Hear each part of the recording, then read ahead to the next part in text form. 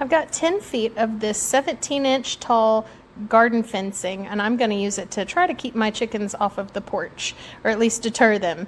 It comes with this hammer. It's got a soft end so you can nail these spikes in. Each panel is going to interlock, and you're going to put one of these spikes in between to hold them together. You can hinge them, you can move them whichever direction you want.